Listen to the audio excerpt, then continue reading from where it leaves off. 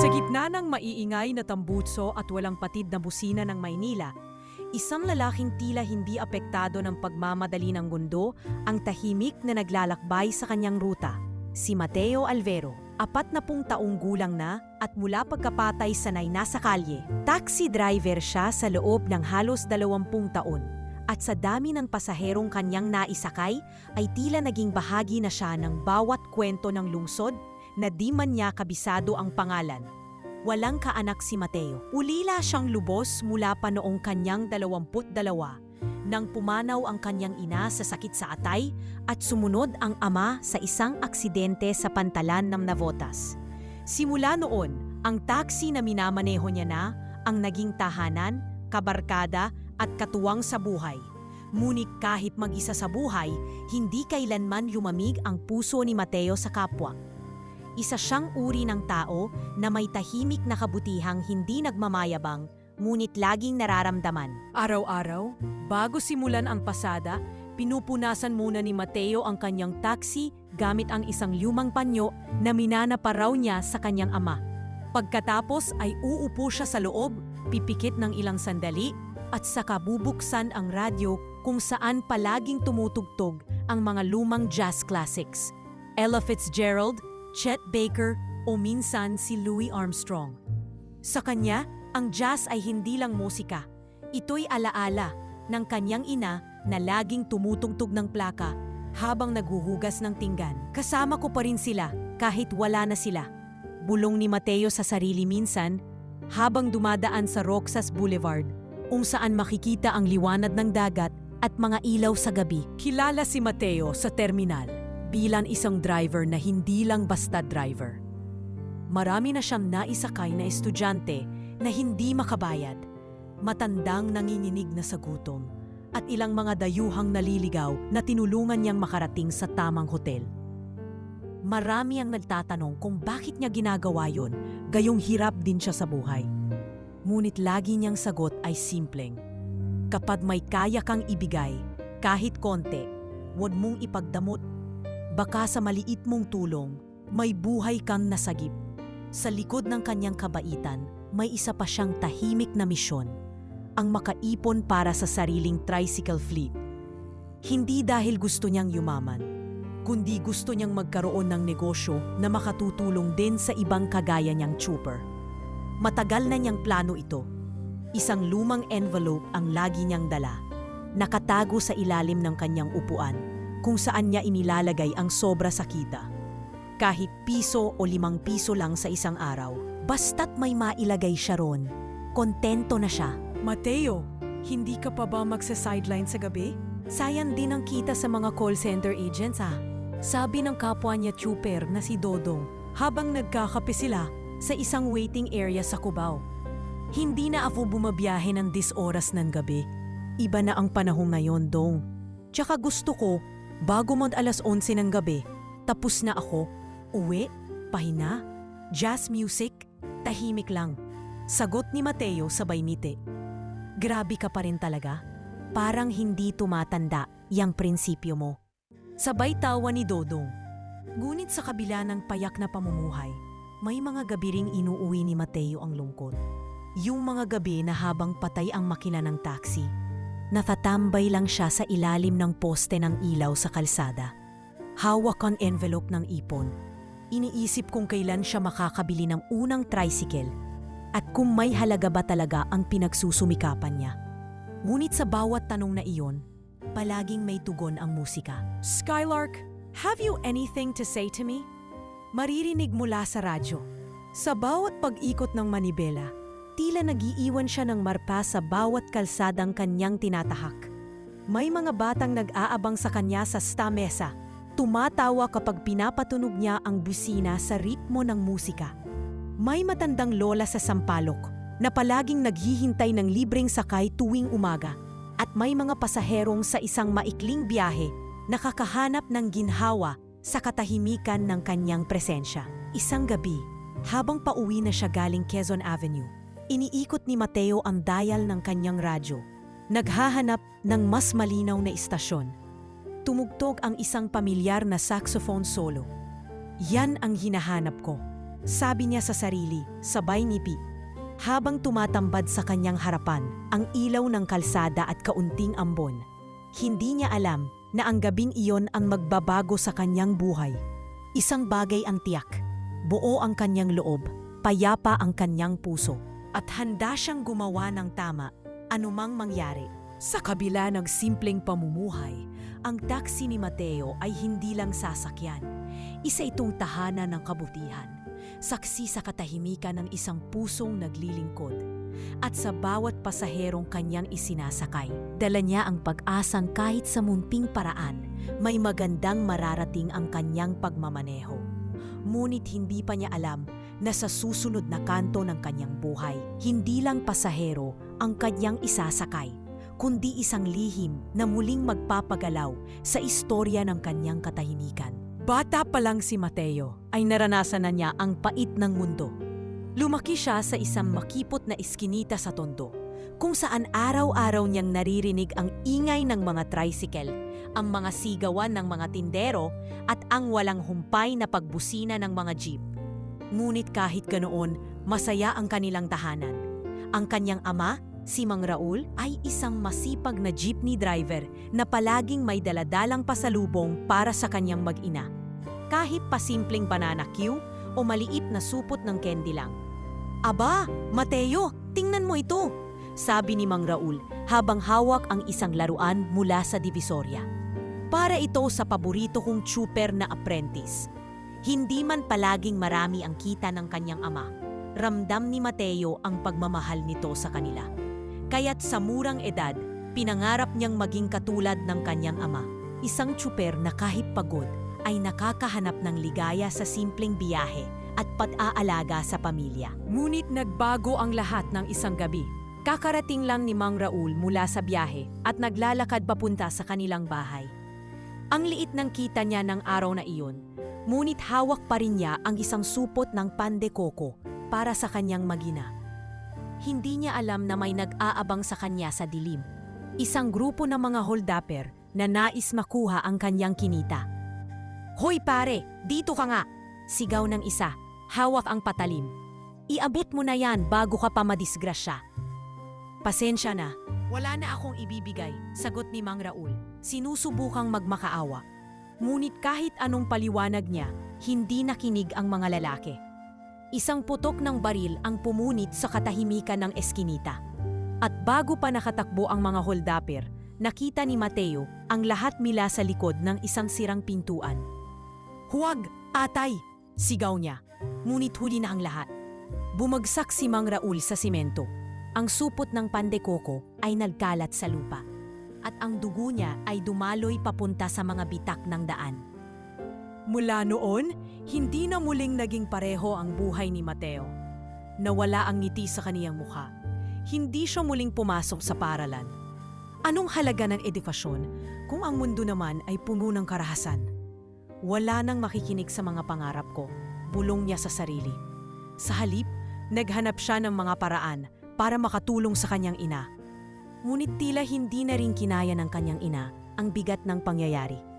2 taon matapos ang insidente, nagkasakit ito ng malubha. Sinubukan ni Mateo na magsimula ng mga sideline.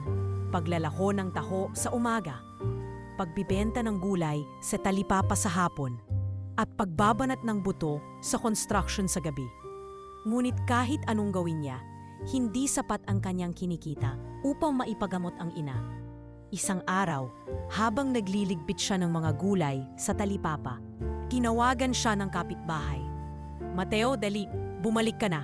Humina ang lagay ng nanay mo," sabi ng kapitbahay sa telepono. Humahangos siyang umuwi, pero huli na. Sa kanyang pagdating, nakita niya ang nanay niyang tahimik nang nakahiga sa lumang kutson. Hinawakan niya ang kamay nito, umaasang maramdaman man lang ang init nito sa huling pagkakataon. Pero wala na, nawala na rin ang nanay niya. 2 tao ang kinuha sa kanya ng mundo at hindi niya alam kung paano pa muling babangon. Sa sumunod na mga taon, si Mateo ay naging tahimik at mapag-isa. Hindi siya makipag-usap sa mga kamag-anak, kahit pa may ilan na nag-aalok ng tulong. "Ayoko ng awa," Hindi ko na rin sila mapagkakatiwalaan. Paulit-ulit niyan sinasabi sa sarili. Para sa kanya, ang pagtingin sa kanilang mukha ay pagtingin sa lahat ng mga masasakit na alaala. Sa halip, pinili niyang mabuhay ng mag-isa. Umupa siya ng isang maliit na kwarto sa Sampaloc, kung saan ang tanging laman ay isang lumang banig, isang dikuryenteng bentilador, at isang plaka ng jazz na naiwan ng kanyang ina. Tuwing gabi, papatayin niya ang ilaw, paupuin ang sarili sa sahig at pakikinggan ang lumang plaka na iyon. Para sa kanya, ito ang tanging bagay na nagbibigay ng konting kapayapaan sa kanyang magulong isipan. Dahil wala na siyang pamilya, itinuon ni Mateo ang kanyang oras sa pagtatrabaho. Nagsimula siya bilang konduktor ng jeep, kalaunan ay naging pahinante sa delivery truck, hanggang sa nakuha niya ang pagkakataong magmaneho ng taxi.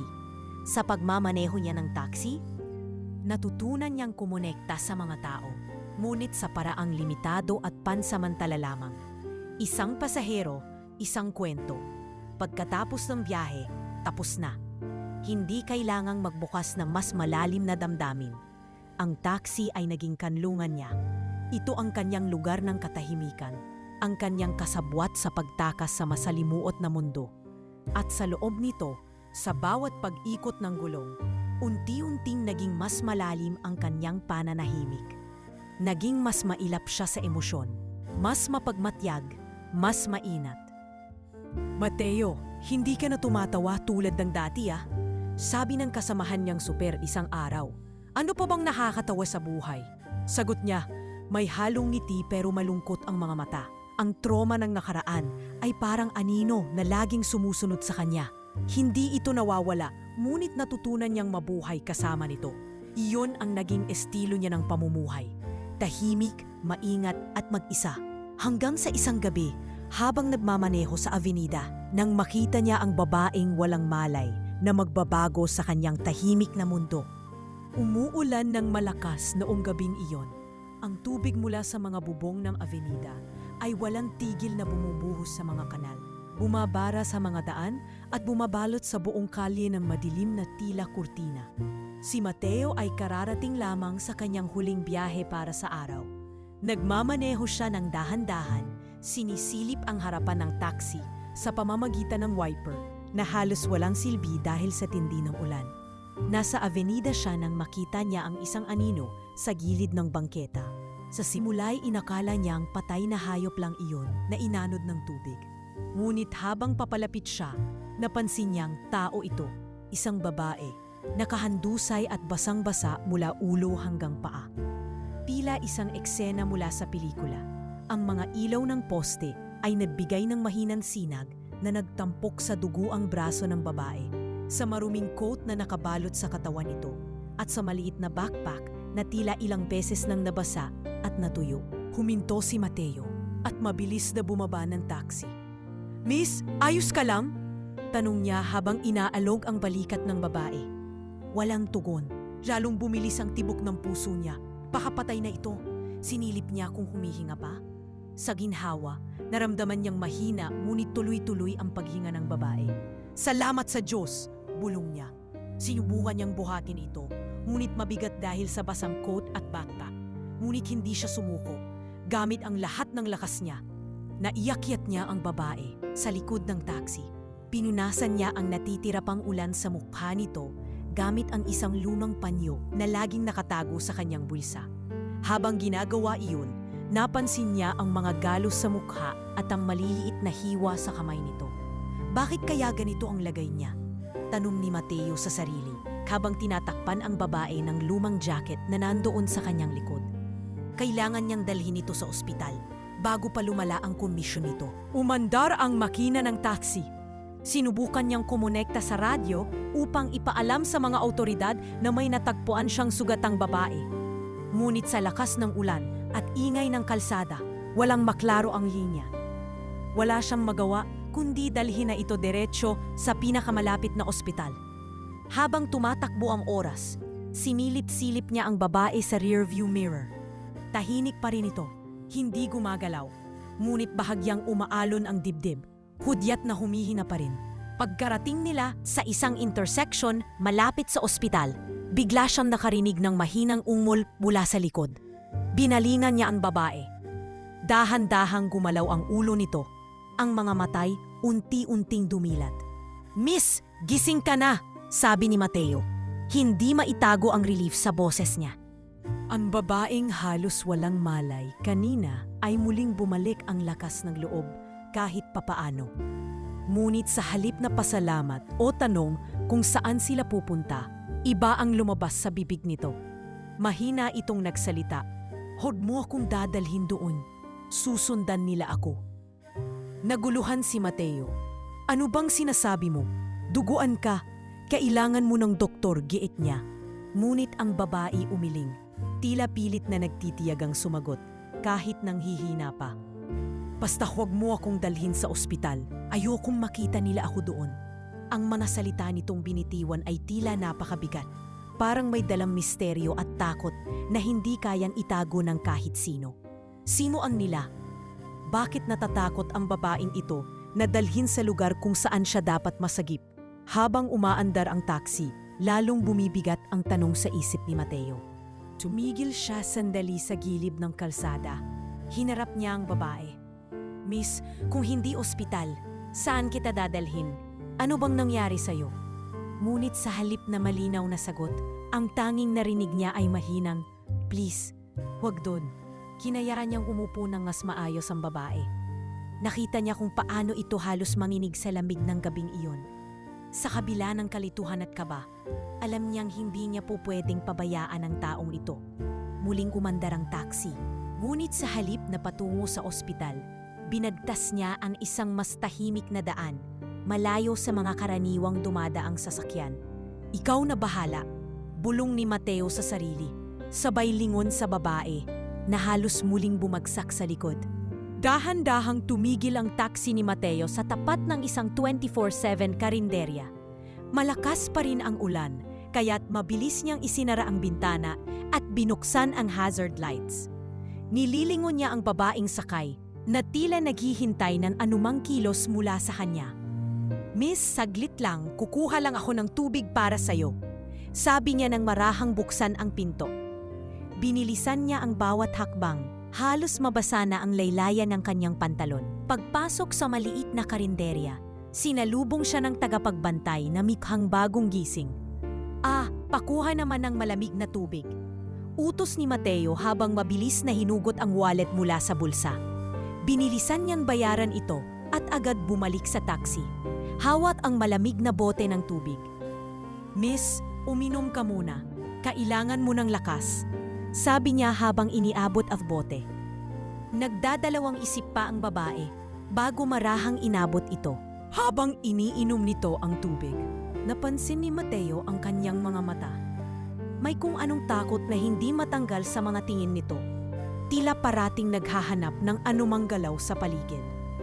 Para bang inaasahan nitong may susulpot mula sa dilim anumang sandali. "Anong pangalan mo?" tanong ni Mateo sa malumanay na boses. Umaasang makakakuha ng kahit konting impormasyon. Tumigil ang babae sa pag-inom at tumingin sa kanya. Ngunit sablit lamang bago muling umiwas ng tingin. "Nina." Mahina nitong sagot, pero may kasamang kaba. "Sigurado ka bang Nina talaga?" usisa ni Mateo. Ramdam ang kanyang pag-aalinlangan. Ngunit agad itong tumanggi, bahagyang umiling. "Huwag mo nang alamin pa. Ang importante, huwag mo akong dadalhin sa ospital.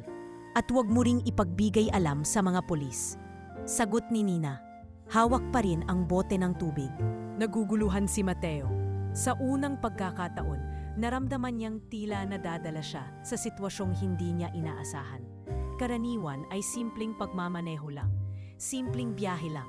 Ngunit heto siya ngayon, may dalang isang estrangherang tila tinatakasan ang sariling anino. "Ano bang nangyari sa'yo, Nina?" tanong niya ulit, bahagyang nagmamakaawa. Gusto niyang maintindihan. Gusto niyang malaman kung ano ba talaga ang pinasok niya. Ngunit tumingin lang sa kanya si Nina. Ang mga matay halos nagmamakaawang wag na siyang tanungin. "May mga tao," sabi nito. Ang boses ay halos bulong. "May mga taong gustong mawala ako sa mundo." Bumigat ang hangin sa loob ng taxi. Nagkatinginan sila. ngunit walang salita ang makakabuwag sa katahimikang sumunod. Napakapit si Mateo sa manibela. Iniisip kung ano ang dapat gawin. Ang bawat tanong sa isip niya ay tila nawalan ng kasagutan. Nina, sabi niya sa wakas, alam kong natatakot ka, pero paano kita matutulungan kung hindi mo sasabihin sa akin kung ano talaga ang nangyari? Ito ang tulong na gusto ko, Mateo. Sagot ni Nina. Ang boses ay nanininig. Huwag mo akong ipagbigay alam. Huwag mo akong dalhin kung saan nila ako mahanap. Iyon lang. Tumalikod ito sa kanya. Tila hindi na handang makipag-usap pa. Sa halip na ipilit pa ang sagot, nagpasya si Mateo na wag nang tanungin pa. Binigyan niya ng oras si Nina na makapagpahinga, na makakain kahit kaunti, na makaramdam ng konting seguridad sa kabila ng takot na tila hindi na aalis sa kanyang dibdib. Lumipas ang ilang minuto na walang nagsalita. Sinubukan ni Mateo na ipunin ang lahat ng nararamdaman.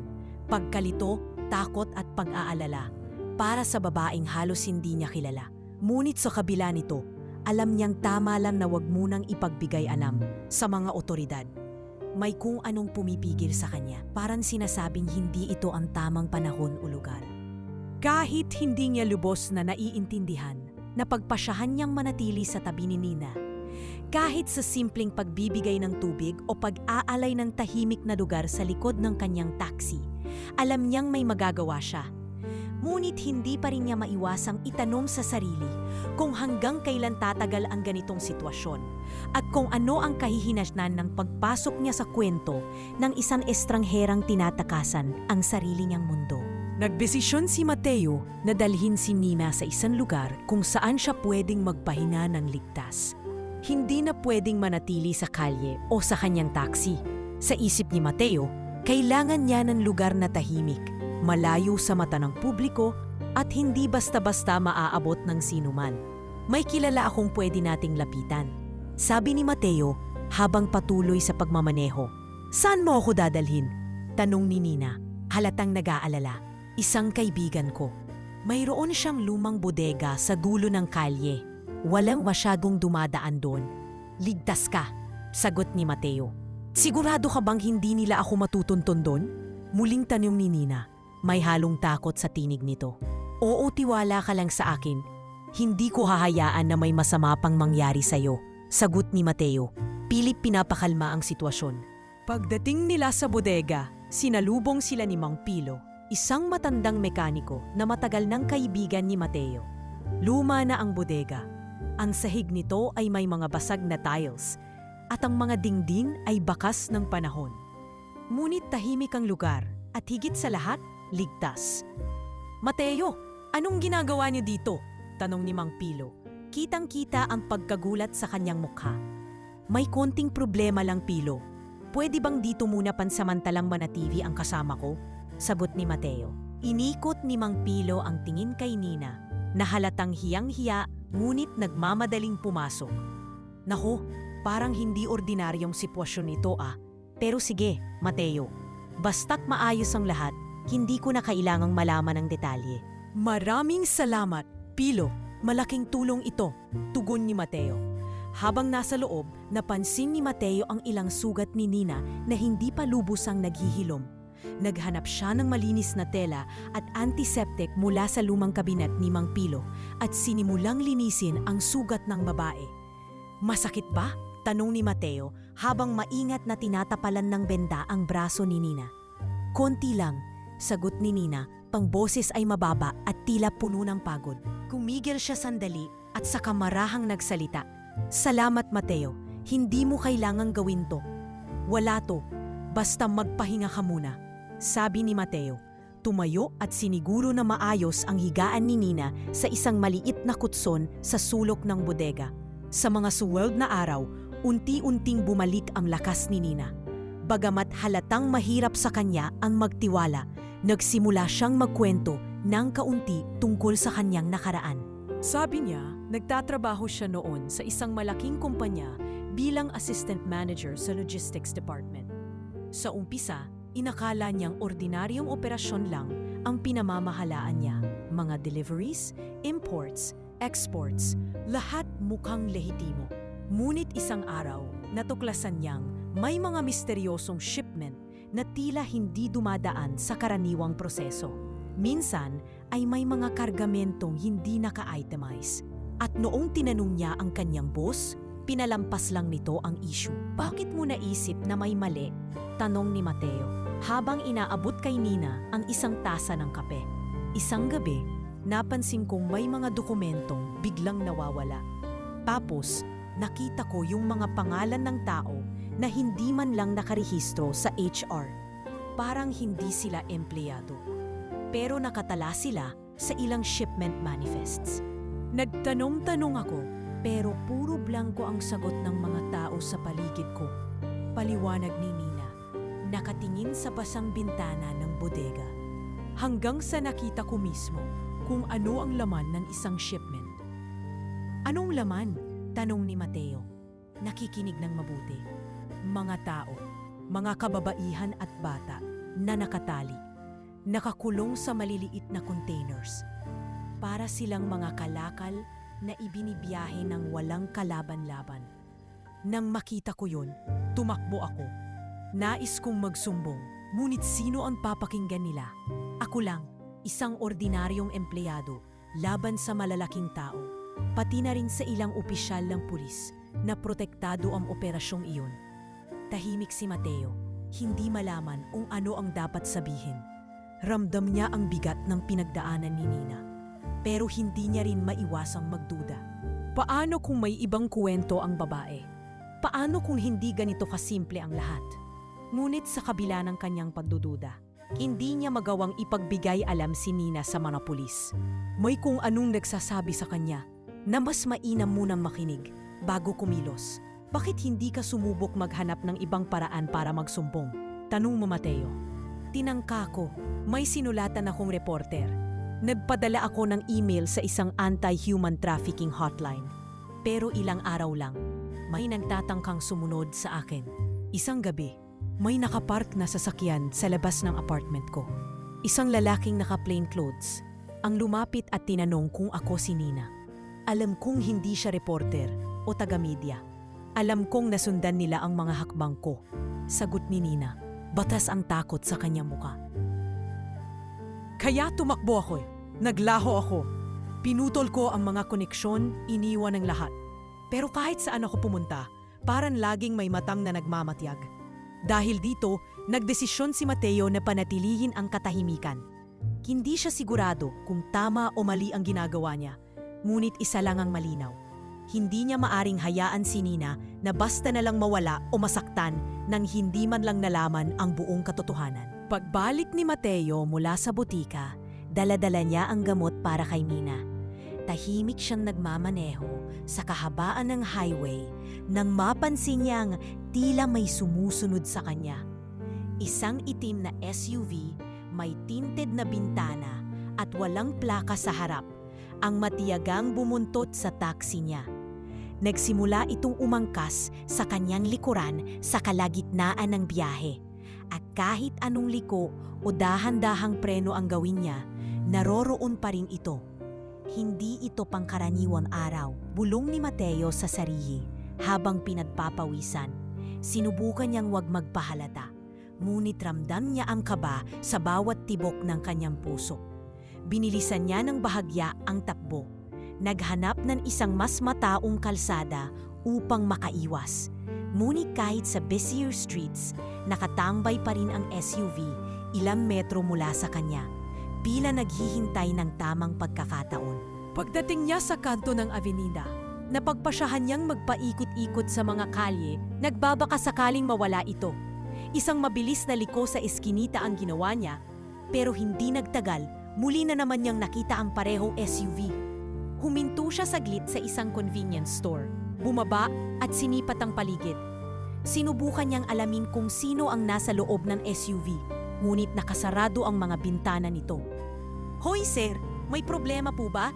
Tanong ng security guard ng tindahan. Wala naman, salamat. Sagot ni Mateo, pilit na ngumiti, bago mabilis na bumalik sa taxi. Pagkarating sa bodega, tahimik niyang inihatid ang mga gamot kay Nina. Hindi na niya nabanggit ang nangyaring paghabol sa kanya. Ngunit ang mga tanong sa kanya't isip ay patuloy na bumabalik. Sino ang mga taong iyon? bakit siya sinusundan. Sa sumunod na araw, napansin niya na may ilang hindi pamilyar na mukha ang nagpapakita malapit sa bodega. Sa una, inakala niyang mga bagong residente lang sa lugar. Ngunit habang tumatagal, napansin niya na tila mas madalas silang tumambay sa mga sulok, palaging nakatingin sa kanyang direksyon. May isang lalaki, payat, maitim ang balbas, ang minsang tumayo sa labas ng bintana ng bodega ng madaling araw. Hindi ito pumasok. Ngunit tumingin-tingin sa paligid bago ito mabilis na umalis. May mga mata na sa paligid natin. Sabi ni Mateo kay Nina, halata ang pag-alala sa boses niya. Pinaabot na nila rito. Kailangang umalis na tayo, sagot ni Nina. Napapikit habang iniisip kung saan sila susunod na pupunta. Sa gabi niyon, pinag-usapan nilang dalawa ang kanilang mga susunod na hakbang. Ayaw ni Nina na magdulot pa ng mas malaking problema kay Mateo, kaya't iminungkahi niyang maghiwalay na sila. Ngunit hindi pumayag si Mateo. Hindi kita iiwan, Nina. Hindi ko alam kung bakit, pero alam kong hindi kita dapat pabayaan. Mahirap ito, Mateo. Baka mapahamak ka rin, sagot ni Nina, pilit na nilalabanan ang kanyang luha. Mas mahirap kung hahayaan kitang mag-isa sa ganitong sitwasyon, sagot niya. Hindi naman kailangang manatili tayo dito. Maraming lugar na pwede nating puntahan. Lalo na sa probinsya, tahimik doon, hindi tayo agad makikita. Kinabukasan, sinimula na nilang iligpit ang mga gamit. Kaunting damit, ang envelope ng ipon ni Mateo at ang natitirang gamot ni Nina. Lahat ay isinilid nila sa maliit na bag. May alam akong lugar sa Laguna. Hindi ganoon ka-accessible, pero tahimik. Kilala ko ang caretaker doon, kaibigan ng lolo ko noon pa. Sabi ni Mateo habang minamaneho ang taxi papunta sa probinsya. Sa bawat kilometro papalayo sa Maynila, ramdam ni Nina ang kaunting ginhawa, ngunit hindi nawala ang kanyang kaba. Lingid kay Mateo, pinagmamasdan niya ang bawat sasakyang dumadaan, bawat taong makakasalubong nila sa highway. Sa kanyang isipan, parang lahat ng mukha ay maaaring kalaban. Bawat kotseng sumusunod ay maaaring banta. Pagkarating nila sa Laguna, agad silang sinalubong ng caretaker ng property. Isang luma ngunit matibay na bahay ang inihanda para sa kanila. Sa likod nito'y may taniman ng mga niyog at isang maliit na batis. Tahimik ang paligid, tanging huni ng mga ibon at tunog ng agos ng tubig ang maririnig. Salamat, Tomas, sabi ni Mateo habang binababa ang mga gamit. Walang anuman, Mateo. Kung kailangan ninyo ng tulong, dito lang ako sa tabi-tabi, sagot ni Tomas bago nagpaalam. Sa watas, nagkaroon ng panibagong pahinga si Nina. Sa simpleng lugar na iyon, unti-unting naibsan ang kanyang takot, kahit sandali. Ngunit para kay Mateo, alam niyang hindi ito ang pagtatapos. Nagpapahinga lamang sila bago ang muling pagkilos. Hindi niya alam kung anong paparating, ngunit alam niyang hindi siya titigil hanggat hindi nila napapawi ang anino ng mga taong humahabol sa kanila. Pagkatapos ng ilang linggong pananatili sa Laguna, napagpasyahan ni Mateo at Nina na humanap ng mas maayos na matutuluyan. Hindi pwedeng habang buhay silang magtago sa bahay kubo ni Tomas.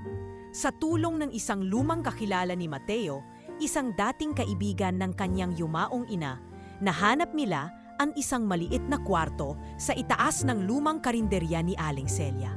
Ang karinderya ay tahimik na nakatayo sa gilid ng daang hindi gaanong pinapasukan ng maraming sasakyan.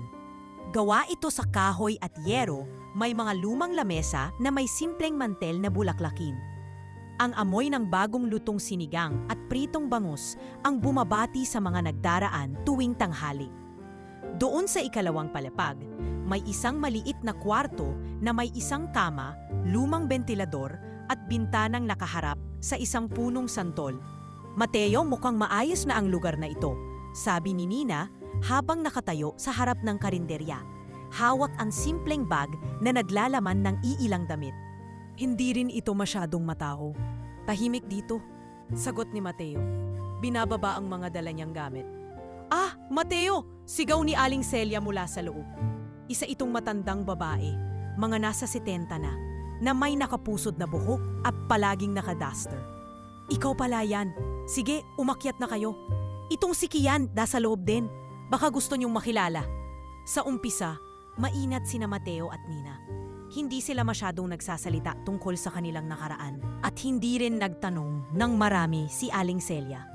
Pinakilala nito ang anak niyang si Kian, isang binatilyong bulag na mahilig makinig ng radyo.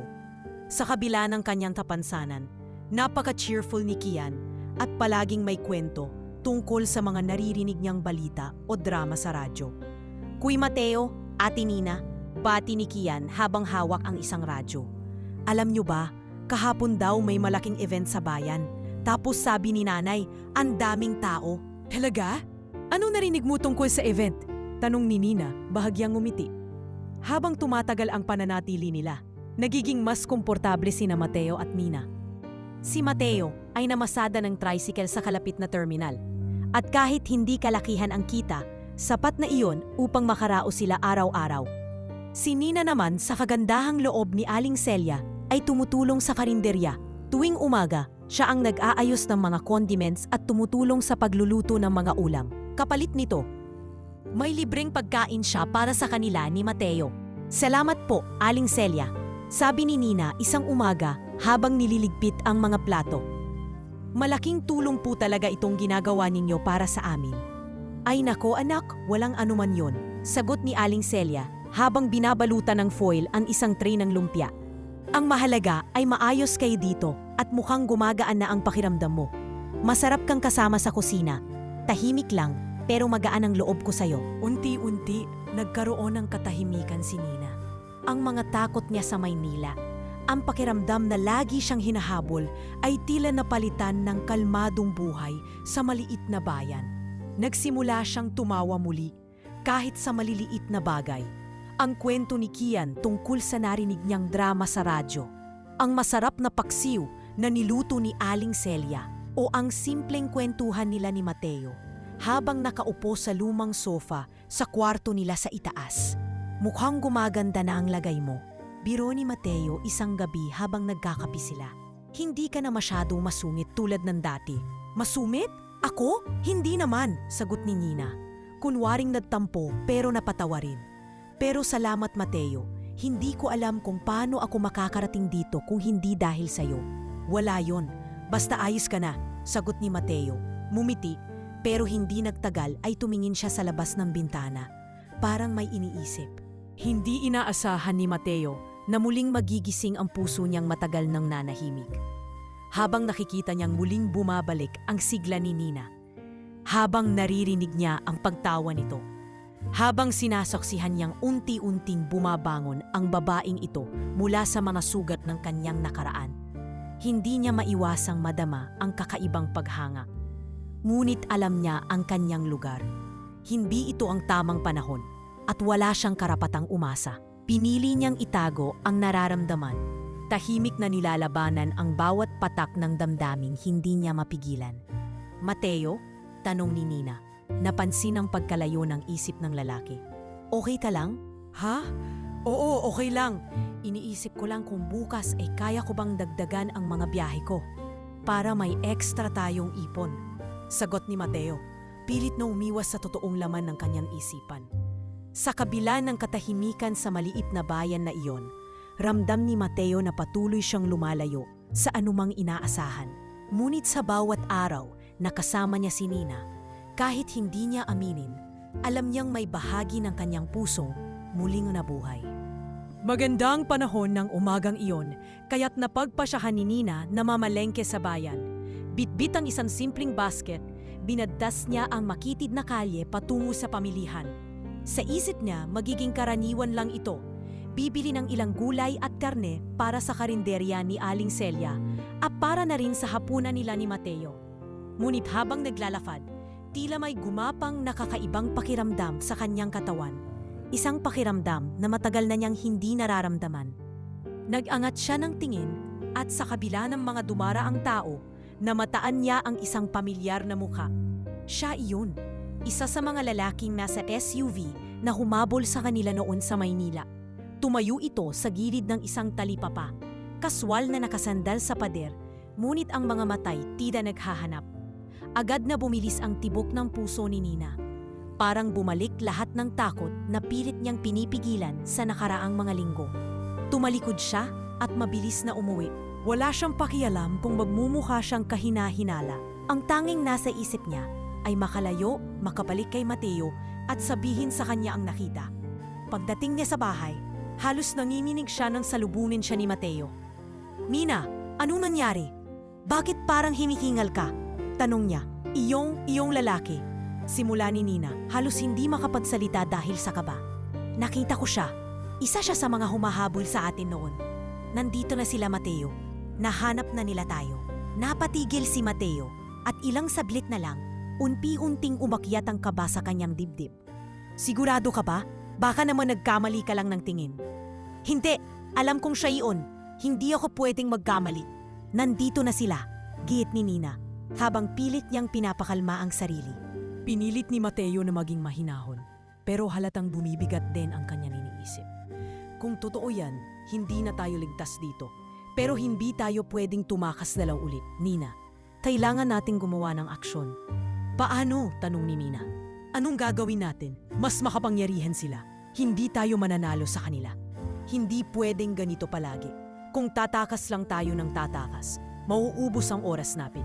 Kailangan nating harapin ang katotohanan," sabi ni Mateo. Sa unang pagkakataon, ramdam ni Nina ang bigat ng boses nito. Isang boses na tila nagsasabing sawa na si Mateo sa pagiging sunod-sunuran sa takot. "Pero paano? Paano nating sila haharapin?"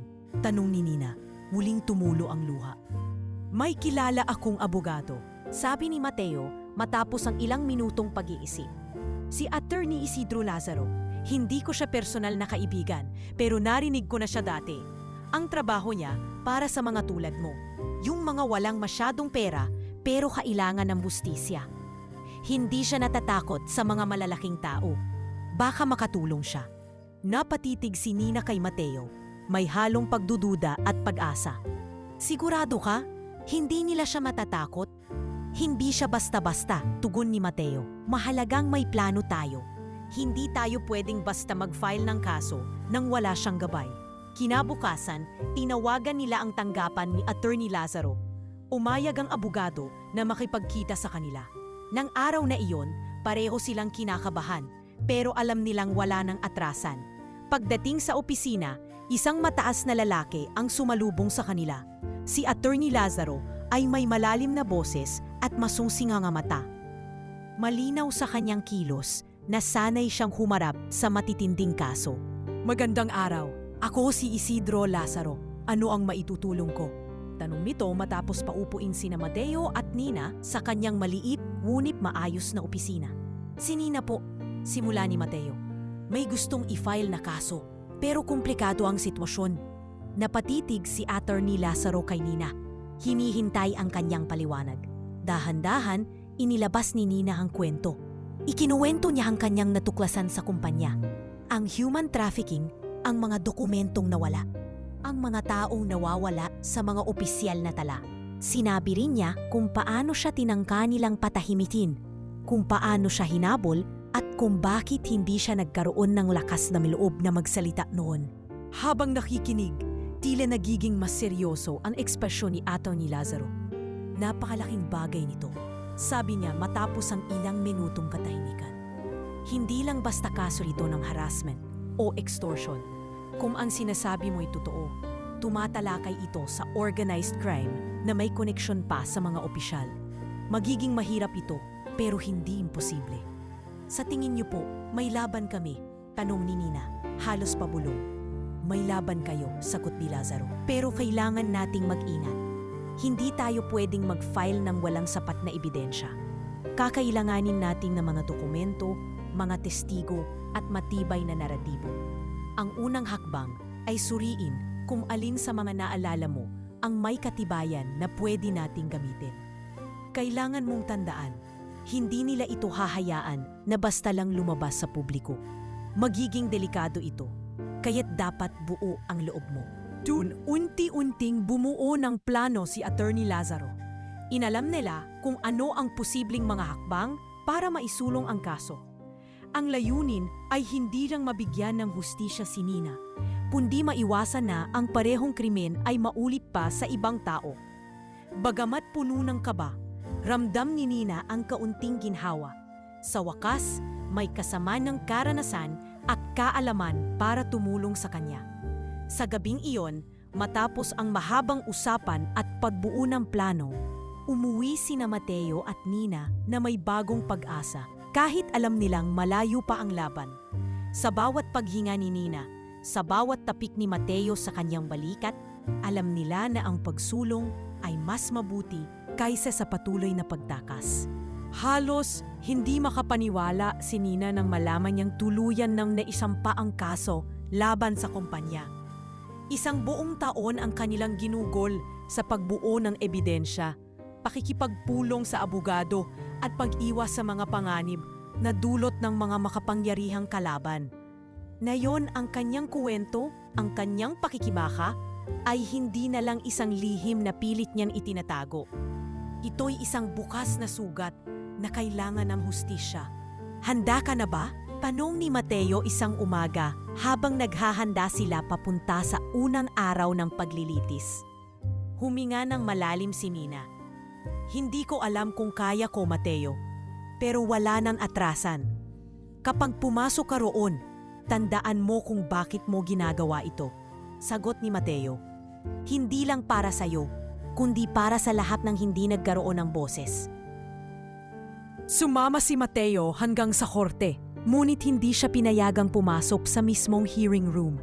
Habang naghihintay siya sa labas, ang kanyang mga palad ay malamig at pinagpapawisan. Ngunit alam niyang mas mahirap ang dinaranas ni Nina. Nakaupo siya roon, nakatingin sa pinto at nagdarasal sa tahimik. Sa loob ng courtroom, pinatalsik ng tanawin si Nina pabalik sa kanyang nakaraan. Ang mga tao'y tahimik na nakatingin, ang ilan ay nagsusulat ng mga nota. At naroon sa unahan ang dating boss niya, si Mr. Alvaro Cruz. Dati siyang malinis magsuot ng suit. Parating may hawak na kape habang nagbibigay ng direktiba sa kanyang opisina. Ngayon, ang dating kagalang-galang na mukha ay nababalot ng kaba at ang titig nito ay tila hindi kayang tumingin ng diretsyo kay Nina. Tawagin na ang susunod na witness, sabi ng judge. Tumayo si Nina. Halos mabaliw siya sa kaba, ngunit pilit niyang pinanatili ang lakas ng loob. Mula sa likod ng kanyang salamin, pinilit niyang harapin ang mga taong nanood. Ang mga ilaw ng kamera, ang bulong-bulungan ng mga reporter, ang mga mata ng hupom. Lahat ng yon ay tila bumibigat sa kanyang mga balikat. Ngunit bago pa siya matakot, naalala niya ang sinabi ni Mateo, tandaan mo kung bakit mo ginagawa ito. Sa pagsisimula ng kanyang testimonya, inilahad ni Nina ang mga nataplesan niya noon, ang mga shipment na walang tamang dokumento, ang mga pangalang hindi rehistrado at ang mga taong nawawala. Habang nagsasalita siya, naramdaman niyang muli ang galit at takot. Ngunit sa pagkakataong ito, iba na. Hindi na siya nagtatago. Nagsasalita siya hindi lang para sa sarili, kundi para sa iba pang naging biktima ng kalupitan ng sistema. Ang bawat salita niya ay parang martilyo na tumatama sa pader ng kasinungalingan. Tumahimik ang lahat nang banggitin niya ang mga pangalan ng mga taong dati itinuturing na untouchable. Naroon ang mga tagapagtanggol ng kababaihan, ang mga grupong laban sa human trafficking at ang mga miyembro ng media na naglabas ng kanyang kwento. Dumagsa ang suporta sa kanya, ngunit naroon din ang mga matang puno ng galit. Ang mga kalaban niyang pilit siyang patahimikin. Alam kong tinawag niyo akong babaeng walang mukhang kinakatakutan, sabi ni Nina, sabay tingin kay Mr. Cruz. Pero sa harap ng hustisya, hindi mahalaga kung sino ka o anong posisyon mo. Ang mahalaga, magsalita ka ng totoo. Isang mahabang katahimikan ang sumunod sa kanyang pahayag. Nakatingin lamang si Mr. Cruz sa mesa sa harapan niya, hindi magawang magsalita. Ang mga abogado ng depensa ay nagsimulang maggulungan, halatang hindi nila inasahan ang lakas ng loob ni Nina. Habang patuloy siyang sumasagot sa mga tanong, unti-unting nawawala ang kaba. Ang dating tinig na nanginginig ay naging matatag. Isa-isa niyang inilahad ang mga ebidensyang nakalap nila, kasama si Attorney Lazaro, ang mga email, ang mga papeles, at ang mga testigo na nagpatunay sa kanyang mga sinasabi. Naroon siya, hindi na isang biktima, kundi isang mandirigma. Paglabas niya mula sa korte ng araw na iyon, sinalubong siya ng malakas na sigawan at pagbati mula sa mga grupong sumusuporta sa kanya. Si Mateo na naghihintay sa isang tabi ay agad lumapit at niyakap siya. "Ang tapang mo," sabi nito, "ipinagmamalaki kita." Hindi nagawang magsalita ni Nina. Umiiyak siya, ngunit sa kauna-unahang pagkakataon, ang mga luhang iyon ay hindi dulot ng takot. Iyan luha ng kalayaan, ng pag-asa, at ng simula ng isang panibagong laban. Nang muling tumayo si Nina upang magbigay ng karagdagang testimonya, bumalik sa kanya ang lahat ng alaala. Ang takot, ang mga habulan, ang pag-aalala para sa sariling kaligtasan. Pero sa kabila nito, alam niyang hindi na siya ang dating babae na nagtatago sa dilim. Ngayon, nasa gitna siya ng courtroom, hindi upang humingi ng awa, kundi upang magbigay liwanag sa isang kwento na matagal nang pilit nililihim. Ang boses ni Nina, bagamat mahinahon, ay malinaw at matatag. Inisa-isa niya ang mga pangyayari. Ang una niyang napansin sa mga dokumento, ang mga shipment na kakaiba ang proseso, ang mga pangalang hindi rehistrado, at ang mga taong bigla na lamang naglaho. Inilahad niya kung paano siya sinubukang patahimikin, kung paanong tinutukan siya ng baril, kung paano siya sinundan at hinabol ng SUV, at ang walang pigil na pananakot na nagpilit sa kanyang tumakbo nang walang kahit anong dala. Sinabi nila sa akin na hindi ako papansinin ng kahit sino. Sinabi nilang hindi ko kayang makipaglaban sa kanila. Pero nandito ako ngayon, nagsasalita. Dahil hindi ko kayang manahimik na lang habang may ibang patuloy na nagdurusa. Ani Nina, habang hinaharap ang hukom at ang mga abogado ng kumpanya. Tumahimik ang lahat ng nasa loob ng courtroom. Ang mga tao sa likuran niya, karamihan ay mga babaeng miyembro ng human rights groups, ay tahimik na nakikinig. Ang iba ay lumuluha. Sa dulong bahagi ng courtroom, si Mateo ay nakaupo sa pinakasulok. Pinipilit kontrolin ang sariling emosyon. Ngunit nang marinig niya ang pahayag ni Nina tungkol sa mga araw na halos wala siyang makain habang nagtatago at ang mga gabing umiiyak siya dahil sa pag-aalala sa sariling kaligtasan, naramdaman niyang tumulo ang mga luha niya. Tiningnan niya si Nina, hindi na bilang isang babaeng nakasakay sa kanyang taxi noong ulan na gabing iyon, kundi bilang isang taong napakalaki ng tapang upang lumaban sa isang sistemang inaakala ng lahat ay walang butas. Pagkatapos ng testimonya, maraming kababaihan mula sa mga grupong naroon sa korte ang lumapit kay Nina. Ang iba'y niyakap siya, ang iba namay nag-abot ng mga simpleng salita ng suporta. "Hindi ka nag-iisa," sabi ng isang babaeng nakasuot ng pulang bandana. "Lahat kami narito para sa'yo." Nang magsimula ang deliberasyon ng korte, unti-unting lumabas ang epekto ng sinabi ni Nina. Isang linggo pagkatapos ng kanyang testimonya, inanunsyo na natanggalan ng lisensya ang ilang mga pulis na dati protektor ng sindikatong nasa likod ng kumpanya.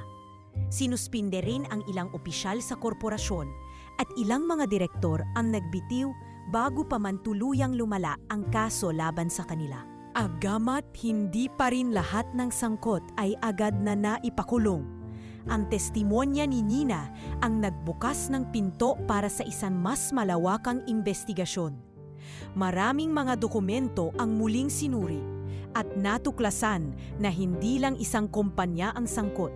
Napasama rin dito ang ilang kilalang pangalan sa industriya at pati mga lokal na opisyal na dati kilalang malinis ang reputasyon. Ang kwento ni Nina ay naging pundasyon ng isang bagong laban para sa hustisya. "Hindi ko naisip na darating sa ganito," sabi ni Nina isang gabi habang nagkakape sila ni Mateo sa maliit na veranda ng kanilang kwarto sa itaas ng karinderya. "Pero kung ito ang kailangan para sa mga taong naging biktima, gagawin ko. Para sa kanila, at para na rin sa sarili ko. Hindi mo lang ginawa para sa kanila. Sagot ni Mateo, nakatingin sa bituin sa langit. Ginawa mo rin ito para sa hustisya. At alam mo, Nina, hindi lahat may tapang na lumaban tulad mo. Ngumiti si Nina. Tahimik na iniisip ang lahat ng nangyari. Sa kabila ng lahat ng takot at hirap, sa kabila ng mga pagsubok na dumaan, naroon pa rin siya. Hindi lang siya nakaligtas. Nakatulong pa siyang magbigay ng pag-asa sa iba. 3 taon ang lumipas mula nang tapusin ni Nina ang testimonya niya sa korte. Maraming nagbago sa kanilang buhay. Ang dating maingat at tahimik na babae ay ngayon ay isa ng kilalang tagapagtanggol ng karapatan ng kababaihan. Sa tulong ng mga suportang natanggap niya mula sa iba't ibang organisasyon, nagtayo siya ng isang NGO na nagbibigay ng tulong sa mga kababaihang biktima ng karahasan. Mga babaeng natatakot magsalita, mga hindi kayang lumaban, at mga walang lakas ng loob na magsimulang muli. Pinawag niyang Women's Haven ang NGO. Sa isang maliit na opisina malapit sa munisipyo ng Laguna, nagsimula sila ng kaunting staff at volunteers. Dito naganap ang unang programa nila, libreng counseling sessions para sa mga kababaihang biktima ng domestic abuse. Si Nina mismo ang nagpakilala ng programa sa harap ng ilang miyembro ng media. Sa unang pagkakataon, mula nang tumayo siya sa witness stand, humarap ulit siya sa publiko. Ngunit ngayon, hindi na para sa sarili, kundi para sa iba. Ang mga biktima ng karahasan ay may karapatan ding magkaroon ng panibagong simula. Sabi ni Nina sa kanyang unang press conference bilang Executive Director ng Women's Haven. Hindi madali ang proseso, pero hindi imposible. At gaya ng natutunan ko, minsan, kailangan lang ng isang tao na maniwala sa iyo para magsimula kang maniwala sa sarili mo.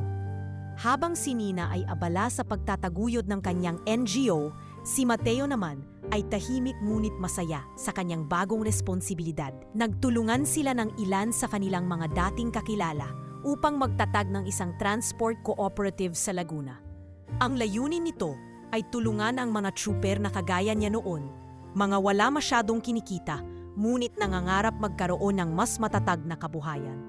Ngayon, isa na siyang co-founder at kinikilalang leader ng kanilang komunidad. Ang dating tahimik at maingat na Mateo ay natutong magsalita sa harap ng mga tao, magplano ng mga proyekto, at mamuno sa mga meeting ng kooperatiba. Mahirap man sa simula, pero bawat araw ay pagkakataon para matuto. Sabi ni Mateo isang gabi habang nag-uusap sila ni Nina sa opisina ng Women's Haven. Hindi ko akalain na makakarating ako sa ganito. Kung dati, ang iniisip ko lang ay ang susunod na sakay. Ngayon, iniisip ko na ang kinabukasan ng mga kasamahan ko sa kooperatiba. Mumiti si Nina sa kanya. Hindi na ako nagtataka, Mateo. Simula pa lang, nakita ko na kung gaano ka kadedikado sa ginagawa mo. Alam kong kaya mo to. Bukod sa pang-araw-araw na operasyon ng Women's Haven, naging regular speaker si Nina sa mga seminar tungkol sa karapatan ng kababaihan. Iba't ibang lungsod ang kanyang pinupuntahan, mula sa maliliit na barangay hall hanggang sa malalaking universidad. Sa bawat talumpati niya, hindi niya nakakalimutang banggitin ang tao na naging dahilan ng kanyang lakas. Hindi lahat ng hero ay may kapa o espada. Sabi niya sa isang seminar sa isang pampublikong kolehiyo. Minsan, ang kailangan mo lang ay isang tao na magtiwala sa iyo kahit hindi mo patiwalaan ang sarili mo. At para sa akin, iyon ang taxi driver na hindi natakot maniwala. Palagyong nagkakaroon ng katahimikan pagkatapos niyang sabihin ito. Para sa mga nakikinig, simple lang ang sinasabi ni Nina. Ngunit ramdam ang lalim ng kanyang pasasalamat at inspirasyon. May mga babaeng lumalapit sa kanya pagkatapos ng bawat event, nagbabahagi ng sarili nilang mga kwento, at humihingi ng payo kung paano sisimulan ang kanilang pagbabago. Para kay Nina, bawat isa sa kanila ay tagumpay na higit pa sa kahit anong award o pagkilala. At sa kabila ng kanilang abalang buhay, hindi nila nakalimutan ang kanilang personal na kaligayahan. Isang araw, sa tabing dagat ng Kalatagan, ikinasal sina Mateo at Nina. Walang magagarbong dekorasyon, walang engrandeng programa. Tanging ang kanilang mga malalapit na kaibigan at ilang miyembro ng Women's Haven at ng Transport Cooperative ang naroon. Sa ilalim ng araw na unti-unting lumulubog sa horison, nagpalitan sila ng mga simpleng pangako. "Nina," sabi ni Mateo habang hawak ang kamay ni Nina, "salamat sa pagtitiwala sa akin. Pangako, kahit anong mangyari, mananatili akong nasa tabi mo." Ngumiti si Nina, hawak ang luha. "Mateo, hindi ko man alam kung ano ang naghihintay sa hinaharap. Pero isa lang ang sigurado ako. Ang taxi driver na tumulong sa akin noong wala na akong mapuntahan. Ang tao na hindi sumuko kahit gaano kahirap. Siya ang gusto kong makasama habang buhay." Sa bawat pag-ihip ng hangin at alon ng dagat, parang sinasabi ng kalikasan na simula na iyon ng panibagong yugto. At sa kanilang mga puso, naroroon ang tiwala at pagmamahal na pinagtagumpayan ang lahat ng pagsubok na dumaan. Makaraan ng ilang taon, naging kilalang tagapagsalita si Nina sa maraming mga komperensya at event. Ngunit may usang panayam na nanatiling malapit sa kanyang puso. Ang isang episode sa lokal na programa na tumalakay sa mga kwento ng mga ordinaryong tao na nakagawa ng hindi pangkaraniwang kabutihan. Iniimbitahan siya bilang panauhin upang magbahagi ng kanyang kwento. Hindi lang bilang biktima ng pang-aabuso, kundi bilang taong muling bumangon mula sa kawalan ng pag-asa. "Miss Nina, sa dami ng pinagdaanan ninyo, ano po ang pinakauna ninyong naaalala noong una kayong nagsalita habang walang malay?" Tanong ng host, isang batikang mamamahayag na kilala sa kanyang malumanay ngunit mapanuring estilo ng pag-interview. Ngumiti si Nina, sandaling natahimik bago sumagot. "Napakahirap balikan ang sandaling iyon. Pakiramdam ko, lahat ng nangyayari noon ay parang isang panaginip. Pero sa gitna ng kalituhan at takot, may isang tinig akong naalala. Isang boses na puno ng pag-aalala, na parang nagsasabing, 'Huwag kang matakot, ligtas ka na.'" Inilihad niya ang mga detalye ng gabing iyon. Ang ulan, ang malamig na kalsada, at ang kaluskos ng mga gulong ng taxi sa basang semento. Sa kabila ng bilim na bumalot sa kanyang isipan, may isang bagay na nanatili sa kanyang memorya, ang boses ni Mateo. Hindi ko alam kung bakit, pero kahit halos wala akong malay, ramdam kong may tao roon na hindi ko kilala, pero pinili pa rin akong iligtas. Sabi ni Nina, ngayon ay halos mabasad na ang kanyang boses sa emosyon. Sa gitna ng dilim, ang simpleng pag-aalalang iyon ang nagbigay sa akin ng lakas para lumaban at mabuhay. Tahimik na nakikinig ang host, habang ang audience ay tila hindi humihinga sa lalim ng kwento ni Nina. "Ang mga salitang sinabi ninyo noon, huwag mo akong dadalhin doon. Ano po ang tunay na ibig sabihin nito?" Tanong ng host. Huminga ng malalim si Nina at ngumiki, bagamat may bahagyang lungkot sa kanyang mga mata. "Noong una, akala ko sinabi ko iyon dahil natatakot ako. Pero habang lumipas ang mga taon, napagtanto ko na ang mga salitang iyon ay hindi hiling ng takot. Ang mga iyon ay hiling ng pag-asa. Isang pananabik na baka sa wakas may makikinig, may tutulong, may magsasabi sa akin na hindi ako nag-iisa." Tumigil si Nina, saglit na napatingin sa kamera, na para bang kausap ang bawat isa sa mga nakikinig. Ang mga salitang iyon, sa kabila ng lahat ng pinagdaanan ko, ang naging simbolo ng bagong simula ko. Sabihin ko iyon, hindi lang ako humihingi ng tulong. Humihiling din ako ng panibagong pagkakataon para mabuhay ng may dignidad at layunin. Pagkatapos ng panayam, maraming lumapit kay Nina upang magpasalamat. May mga babaeng lumuluha, sinasabing natulungan sila ng kanyang kwento. "Ma'am Nina, hindi niyo po alam kung gaano kalaki ang impact ng mga salita niyo sa amin," sabi ng isang babae na nagpakilalang survivor rin ng pang-aabuso. "Hindi ko po narinig ang kwento niyo, baka hanggang ngayon natatakot pa rin ako. Maraming salamat." Minsan, habang magkasama silang dalawa ni Mateo sa maliit na opisina ng Women's Haven, naikwento ni Nina ang nangyari. "Mateo," sabi niya, nakangipi habang inaayos ang ilang papel sa kanyang mesa. "Alam mo bang naging simbolo ng bagong simula ang sinabi ko noong gabing yon? Alung sa mga sinabi mo, Tanong ni Mateo, napapailing sa biro. Marami ka kasing sinabi. Huwag mo kong dadalhin doon. Sagot ni Nina, sinasabayan ng tawa. Akala ko noon takot lang yon. Pero hindi pala. Ikaw pala ang sagot sa panalangin kong iyon. Isang taong maniniwala kahit hindi ako kilala. Kaya ngayon, bawat pagkakataong magbabahagi ako ng kwento, hindi ko nakakalimutang banggitin ang taxi driver na hindi natakot maniwala. Ngumiti si Mateo, bahagyang namula. Nina, hindi naman kasi ako pwedeng tumalikod noon. Wala lang ako mapagpipilian. Mukha ka ng masama ang lagay. At baka nakonsensya rin ako. Ano ngayon? Sagot ni Nina. Kahit anong dahilan pa yan, ang mahalaga, naroroon ka. Sa kanilang pagsasama, madalas nilang balikan ang gabing iyon.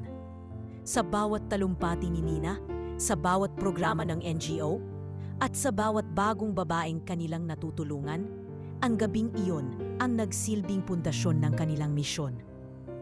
Mula sa mga salitang nagmula sa takot, lumitaw ang isang pananabik sa pag-asa.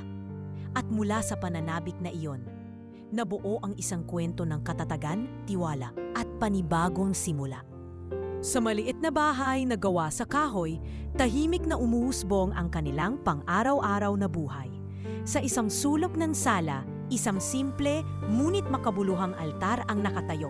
May nakapatong ditong larawan ng taksi ni Mateo, ang unang taksi na naging saksi sa simula ng kanilang kwento. Ang larawan ay hindi malinis, may bahagyang luma na ang gilid. Ngunit para kay Nina, ito ang paalala kung paano sila nagtagpo at kung paano siya muling bumangon mula sa kadiliman. Para kay Mateo, ito ang simbolo ng isang simpleng pagkilos ng kabutihan na humantong sa mga pagbabago sa kanilang buhay. Mateo, mukhang may mga butas na itong lumang florera, sabi ni Nina habang nagdidilig ng mga halaman sa beranda. Huwag mong itapon, sagot ni Mateo mula sa kusina. May sentimental na halaga na yan. Tandaan mo, diyan ko inilagay ang unang bulaklak na binili ko para sa'yo. Napangiti si Nina. Hindi ito engrandeng pamumuhay, malayo sa dating mundo ng mataas na gusali at magagarbong opisina. Ngunit narito ang katahimikan. At higit sa lahat, narito ang pakiramdam na sa wakas ay may tiwala at pagmamahalan silang dalawa. Tuwing gabi, habang tahimik na inuuga ng malamig na hangin ang mga halaman, pinatutugtog pa rin ni Mateo ang kanyang paboritong lumang jazz. Ang mga tunog ng saxophone at piano ang nagsisilbing backdrop sa kanilang tahimik na kwentuhan. Alam mo Nina, sabi ni Mateo minsang nilingon niya ang asawa, hindi ko inakala na ganito kahalaga ang musika sa akin hanggang sa dumating ka. Lahat ng tinutugtog ko ngayon, parang ikaw ang tema. Huwag kang masyadong madrama, Mateo. Biro ni Nina, pero napatawa rin. Pero totoo, iba ang dating ng jazz sa ganitong patahimikan. Parang mas nagiging buhay ang bawat araw. Bukod sa kanilang simpleng pamumuhay, naging bahagi ng kanilang araw-araw ang pagpipigay ng kaalaman sa mga bata sa komunidad. Tuwing hapon, may grupo ng kabataan na pumupunta sa kanila upang magpaturo ng self-defense at karapatang pantao. Si Nina ang nagtuturo sa kanila ng basic self-defense techniques, simpleng mga galaw upang maprotektahan ang sarili sa mga sitwasyon ng panganib. Bukod dito, ibinabahagi rin niya ang kanyang karanasan bilang isang biktima ng abuso na nakahanap ng lakas upang lumaban. Nina, paano po kung may mambuli sa amin sa school? Tanong ng isang binatilyo habang hawak ang isang luma at punit na notebook. Hindi mo kailangang gumanti ng suntok agad. Sagot ni Nina, nakatingin ng diretso sa bata. Ang unang dapat mong gawin ay itayo ang sarili mo. Ipakita mong hindi ka basta-basta kaya nilang takutin. At kung wala ka ng ibang opsyon, protektahan mo ang sarili mo. Pero tandaan mo, ang lakas ay hindi lang nasa mga galaw. Nasa loob din yan. Kung paano ka manindigan sa tama, kahit mahirap. Sa likod niya, si Mateo ay abala sa pagpapakabit ng bagong ilaw sa kanilang veranda. Habang naririnig niya ang bawat sagot ni Nina sa mga bata, hindi maiwasang bumalik sa isip niya ang gabing unang nagtagpo ang kanilang landas. Isang gabing puno ng ulan at pag-aalala, ngunit iyon din ang gabi kung kailan nahanap nila ang simula ng isang kwento na puno-puno ng saysay. Tahimik na ang buhay ni na Mateo at Nina, pero punong-puno ng layunin. Hindi na sila natatakot na magising kinabukasan. Hindi na nila iniisip ang mga taong sumusunod sa kanila noon. Ang bawat araw ay isang pagkakataon upang makapagbigay ng liwanag sa iba, upang maipakita na sa kabila ng mga pagsubok, may kalayaan sa bawat pagsubok na nalampasan. Tuwing sumisikat ang araw, bumabangon sila na may pasasalamat sa kanilang mga puso. Tumingin si Nina sa altar, sa larawang iyon ng taxi, na kahit ilang beses na niyang nakita, ay hindi pa rin nawawala ng kahulugan. Tumingin siya kay Mateo, na ngayon ay may hawak ng isang tasa ng kape at nakangiti sa kanya. Mateo, sabi ni Nina, alam mo ba, minsan naiisip ko, paano kaya kung hindi ka huminto noon? Kung iniwan mo lang ako sa bangketa? E di wala tayong kwento ngayon. Sagot ni Mateo. Tumawa ng mahina. Wala tayong bahay na ito. Wala tayong mga batang nagtitiwala sa'yo. At wala akong asawa na mahilig magdilig ng halaman kahit parang hindi naman nadadagdagan ang bulaklak. Napatawa si Nina. Oo mano, pero buti na lang tumigil ka. Buti na lang nagdesisyon kang tumulong sa taong hindi mo kilala. Ganun talaga, sabi ni Mateo. Tahimik na nakatingin sa lamas. Minsan isang simpleng sakay lang pero pwede palang magbago ng lahat.